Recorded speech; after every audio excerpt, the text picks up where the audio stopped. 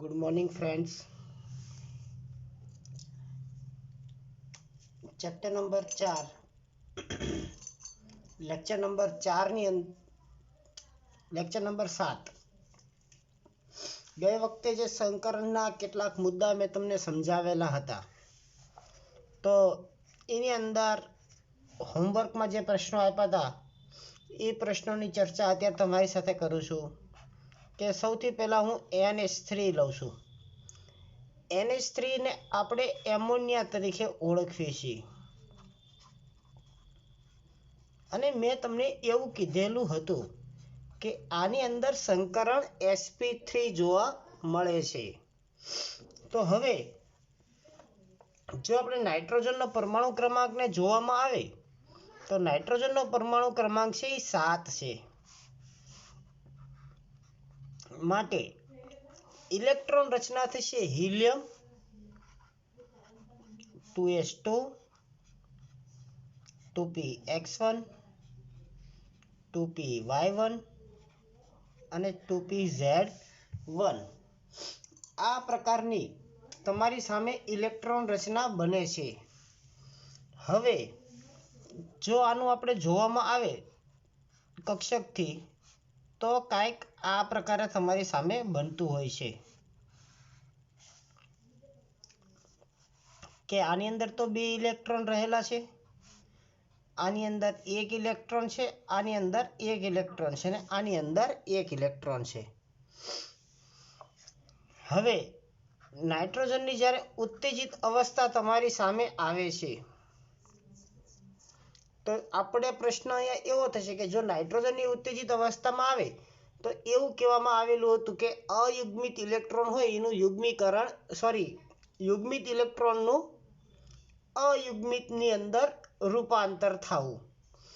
પણ આની અંદર આ જે ઇલેક્ટ્રોન છે એ યુગ્મિત છે, જેનું રૂપાંતર અયુગ્મિતમાં કરવા જાય તો અહીંયા કક્ષકો ખાલી છે નહીં. તો આની આ જ પ્રકારની રચના એમનામ રહેશે.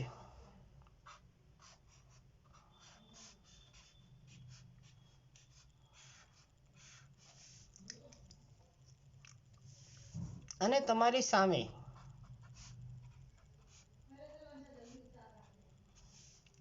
આ પ્રકારે થઈ ગયું. આ ઇલેક્ટ્રોનનું શું થશે તેના વિશેની માહિતી હું તમને આપું છું. હવે આવશે NH3. NH3માં હાઇડ્રોજન તમારી પાસે 3 છે. તો શું થશે?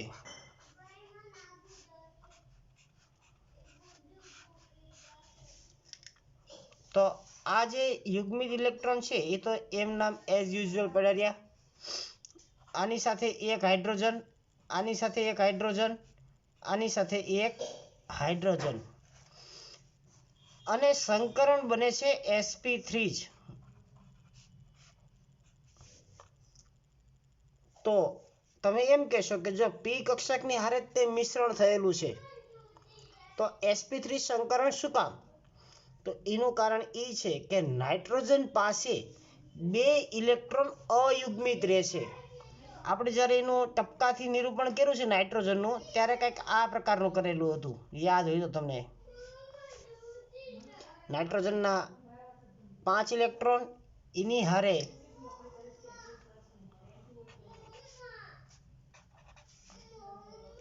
આ હાઇડ્રોજનના 3.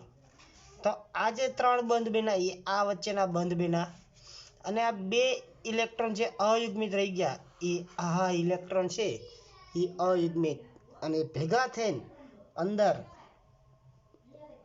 sp3 સંકરણ બનાવે છે. આની અંદર 2 પ્રકારના ઇલેક્ટ્રોન છે, જેમાંના 3 છે એ બંધકારક ઇલેક્ટ્રોન થશે અને 1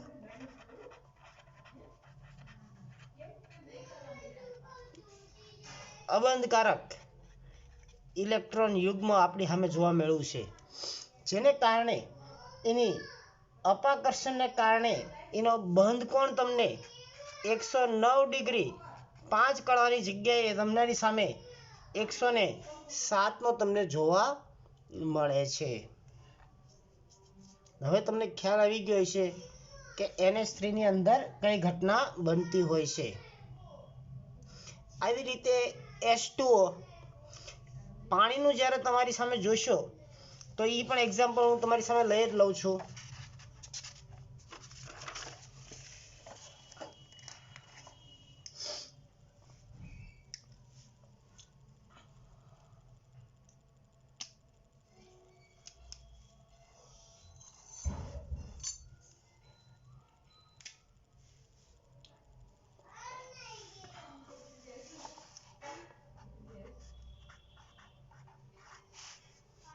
H2O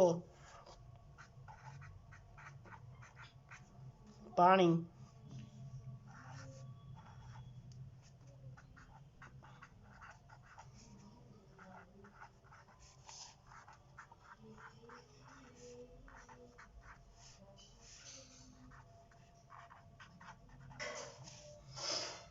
આ પ્રકારની તમારી સામે ઇલેક્ટ્રોડના જોવા મળે છે.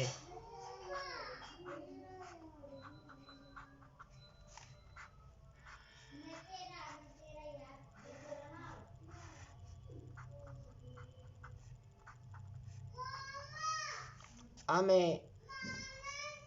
કક્ષકથી મેં ઇલેક્ટ્રોન તમારી સામે દર્શાવી દીધેલા છે. ઉત્તેજિત અવસ્થા એટલે આની આ જ થશે H2O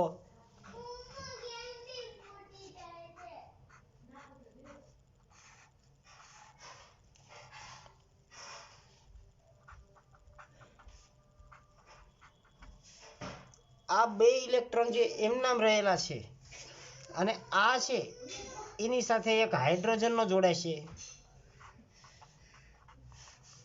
બધા ભેગા થઈને સંકરણ બનાવશે sp3 સંકરણ બનાવે છે.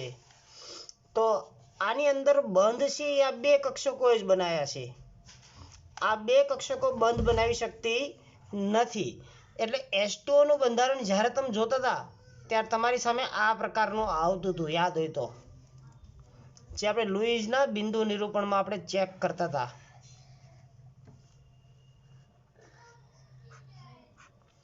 બે બંધકારક હતા અને બે અબંધકારક ઇલેક્ટ્રોન યુગ્મ હતા, જેને કારણે આની અંદર બંધ કોણ છે એ 109 ડિગ્રી અને 5 કળા થવો પડે, પણ આકર્ષણ ને અપાકર્ષણની ઘટનાને કારણે બંધ કોણ 104 ડિગ્રી અને 5 કળા અને વી આકારનો તમારી સામે જોવા મળે છે. હવે તમારે આ મુદ્દો તમને સમજાઈ ગયો હશે કે જ્યારે આ પ્રકારે ઇલેક્ટ્રોન યુગ્મિત રહેતા હોય ત્યારે એનો મતલબ એવો છે કે અંદર અબંધકારક ઇલેક્ટ્રોન યુગ્મની હાજરી આવતી હશે. અન્ય ઉદાહરણ આપણે જોવાના છે sp3, sp2 અને sp ના. તો જેની અંદર તમારી સામે હું તારે એક્ઝામ્પલ લઉં છું મિથેનનું એક્ઝામ્પલ, જે આપણે અગાઉ પણ જોઈ ગયેલા હતા. એની જેવું તે બીજું એક એક્ઝામ્પલ લઉં છું C2H6, જેનું નામ થાય છે ઇથેન તરીકે આપણે ઓળખીએ છીએ.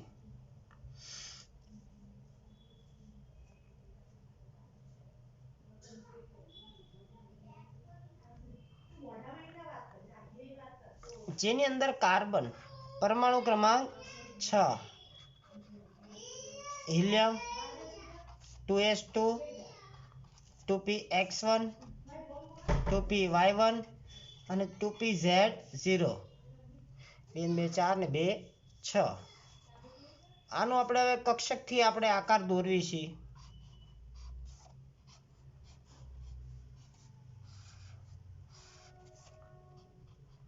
તો અહીંયા બે ઇલેક્ટ્રોન છે, અહીંયા એક છે, અહીંયા પણ એક છે. જ્યારે કાર્બનની ઉત્તેજિત અવસ્થા તમારી સામે આવશે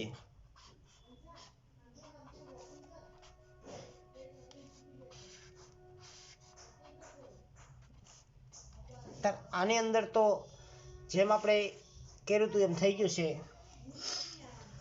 બે કાર્બન છે ને 6 હાઇડ્રોજન છે. જો આને ડિવાઈડ કરવામાં આવે તો એક કાર્બન પાસે કેટલા હાઇડ્રોજન થશે? 3 હાઇડ્રોજન થશે. એટલે એક કાર્બન પાસે કેટલા હાઇડ્રોજન આવ્યા? 3 હાઇડ્રોજન.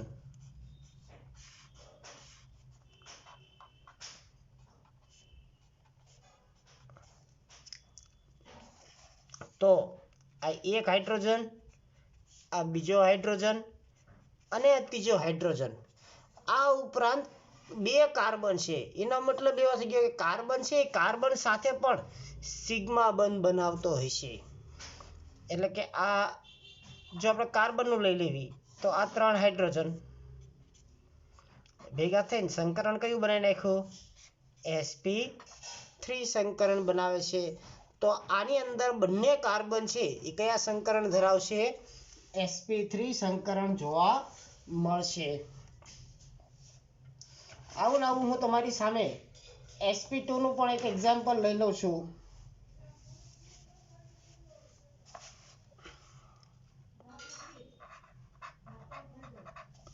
C2H4 જેનું નામ થાય છે ઇથિન તરીકે આપણે ઓળખીએ છીએ. આનું આજ ઉપરનું કાર્બન, આની આજ ઇલેક્ટ્રોનના ઉત્તેજિત અવસ્થાની પણ આની આજ. એટલે હું ડાયરેક્ટ તમારી સામે ઉત્તેજિત અવસ્થાની ઇલેક્ટ્રોનના લખું છું.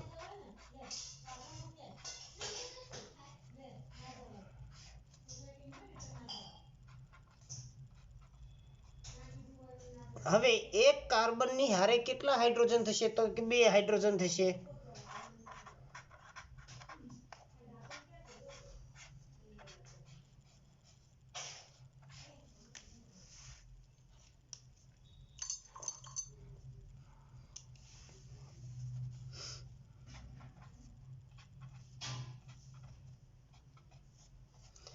એક કાર્બનની સાથે 2 હાઇડ્રોજન એટલે આ એક હાઇડ્રોજન, આ બીજો હાઇડ્રોજન, એટલે 2 હાઇડ્રોજન આપણે જોઈન્ટ કરી દીધા.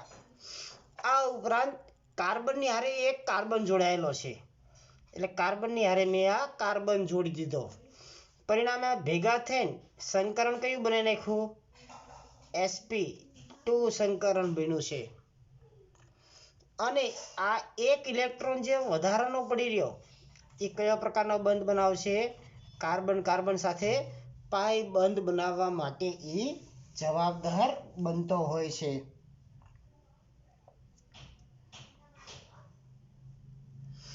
આવી રીતના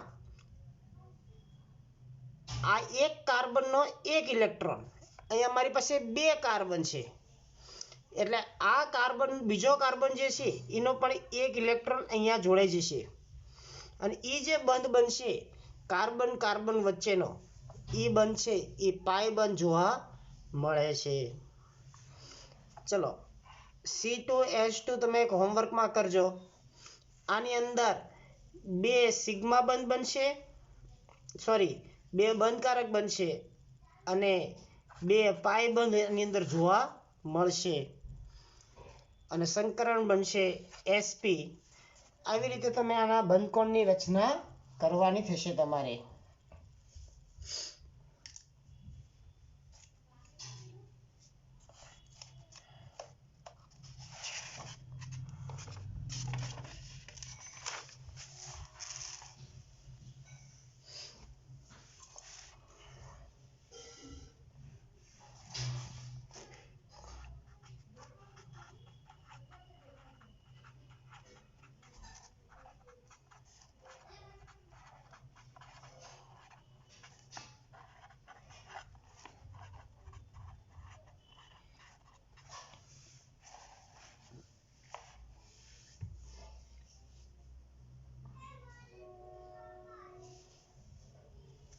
આની પછીનો જે આપણો ટોપિક છે જેની અંદર ડી કક્ષકોનો પણ આપણે સંકરણની અંદર સમાવેશ કરવાનો છે. એવા કેટલાક આકારો અહીંયા હું તમારી સામે લઉં છું. તો ઉર્જાનો ક્રમ તો તમને બધાને યાદ જ હશે. સૌથી પહેલા શું આવે? 1s, 2s, 2p, 3s, 3p અને એની પછી આવે છે 3d. જે આપણે આઉબાઉ હુન્ડ અને પૌલીના નિયમને આધારે આવો આપણે ઉર્જાનો ક્રમ ચેપ્ટર 2 ની અંદર આપણે જોઈ ગયેલા હતા. તો આ પ્રમાણે ઇલેક્ટ્રોન ભરવાની શરૂઆત થતી હોય છે. આવું એક એક્ઝામ્પલ હું લઉં છું તમારી સામે.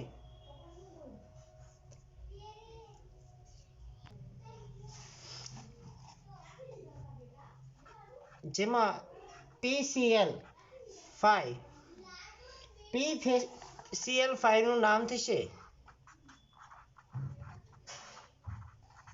ફોસ્ફરસ.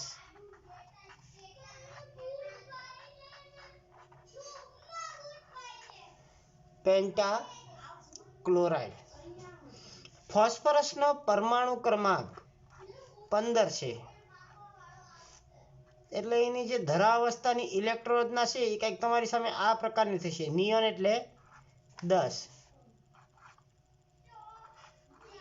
10 ને 2 12.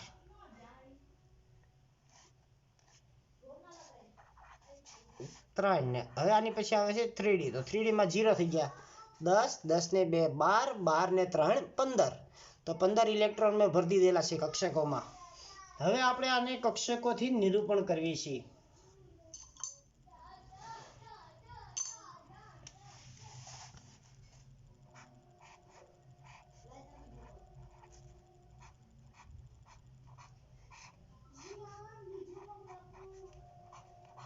ડી કક્ષકને 5 પેટા કક્ષકો આવેલી છે, જે મેં તમને કીધેલી હતી અગાઉ. 3D. આની અંદર આપણે ઇલેક્ટ્રોનને ભરી દેશું.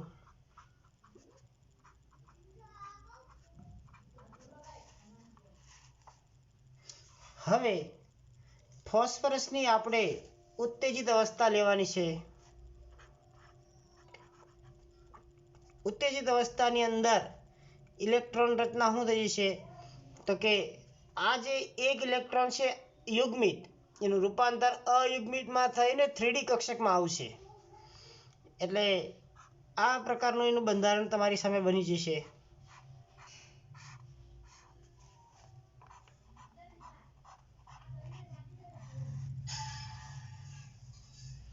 અહીંયા તમારી સામે એક ઇલેક્ટ્રોન,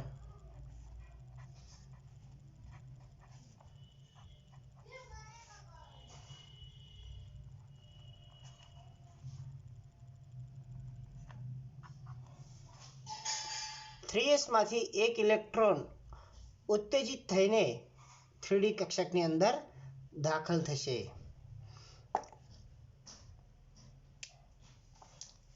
હવે PCl5 એટલે કે ફોસ્ફરસની સાથે ક્લોરીનના કેટલા પર જોડાશે? 5 ઇલેક્ટ્રોન જોડાશે.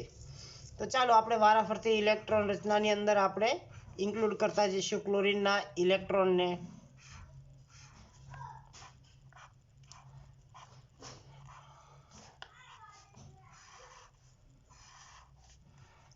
આ જેમ છે એમના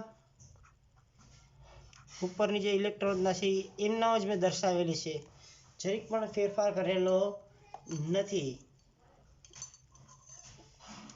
હવે ક્લોરીનના 5 હોવાથી આ 1 ક્લોરીન, 2 3 4 અને 5 બધા ભેગા થાય એટલે આપણને ખબર પડી ગઈ એસની કેટલી કક્ષા થઈ?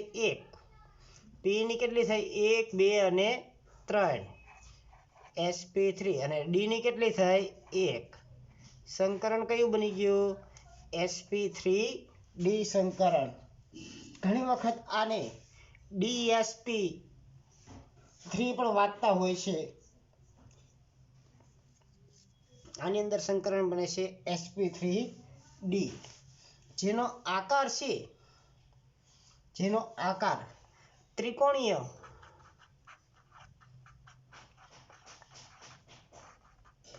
દ્વિ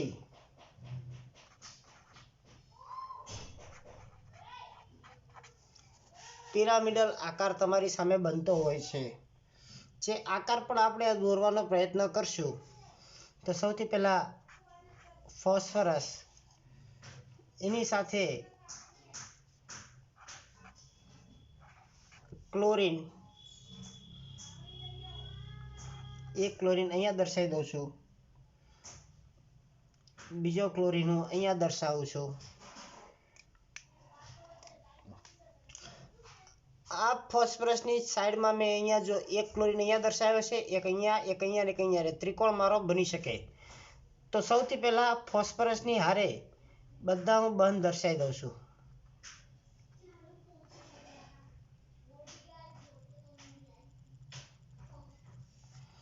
મેં બધા બંધ દર્શાવી દીધા.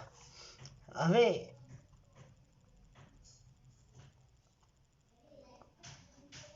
તમે જોઈ શકો છો કે તમને અહીંયા ત્રિકોણ જેવી રચના થતી દેખાવા મળતી હોય છે.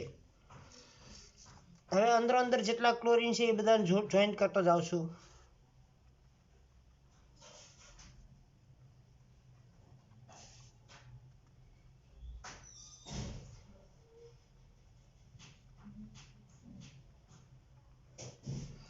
આ જે આકાર તમારી સામે બને છે એ ત્રિકોણીય દ્વિપિરામિડલ જેવો આકાર તમારી સામે બને છે. આવો આકાર તમારે દોરવાનો પ્રયત્ન કરવાનો છે. બીજું એક સંકરણ તમારી સામે લઈ લઉં છું. આ બધા સંકરણ તમારે એક વખત પ્રેક્ટિસ કરી નાખજો.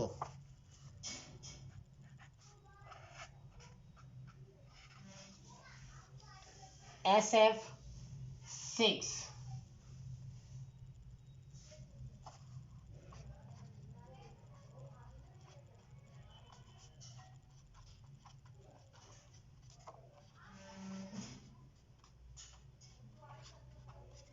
જેનું નામ થશે સલ્ફર હેક્ઝા ફ્લોરાઇડ,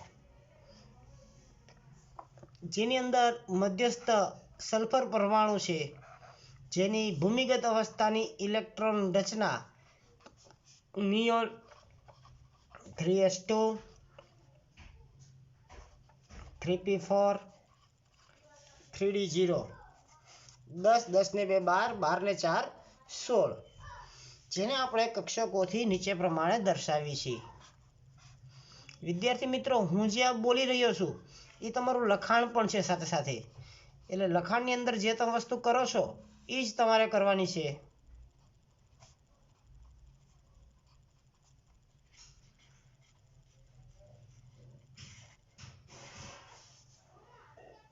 અમે દર્શાવી દીધા છે. હવે સલ્ફરની ઉત્તેજિત અવસ્થાની ઇલેક્ટ્રોન રચના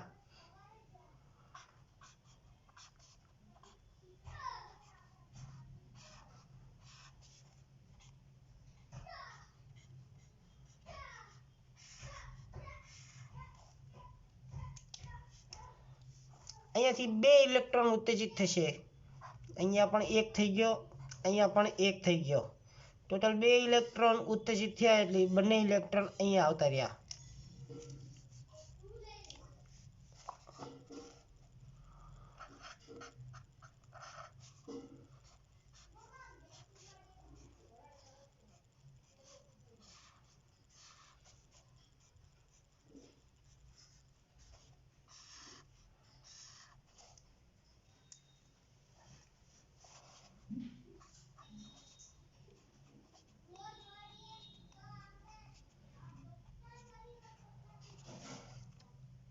ઇલેક્ટ્રોન હવે મારે ફ્લોરીનના દાખલ કરવાના છે.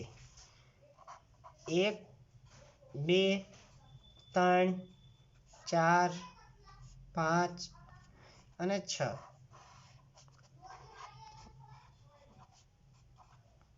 ડી ની 2 કક્ષા હોવાથી sp3d2 આકાર જોવા મળે છે, જેનો આકાર છે એ અષ્ટફલકીય આકાર આપણી સામે બનતો હોય છે. અષ્ટફલકીય આકાર કેવી રીતે દોરવો? તો કે સલ્ફર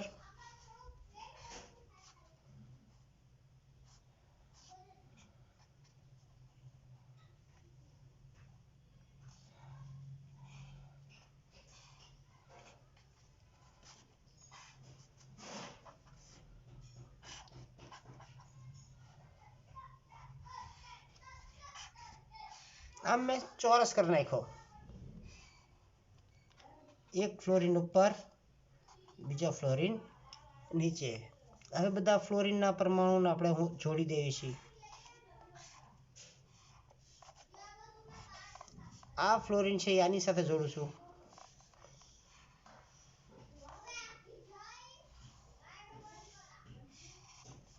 આ જે આકાર તમારી સામે બને છે એ આકારને અષ્ટફલકીય આકાર તરીકે આપણે ઓળખવામાં આવે છે.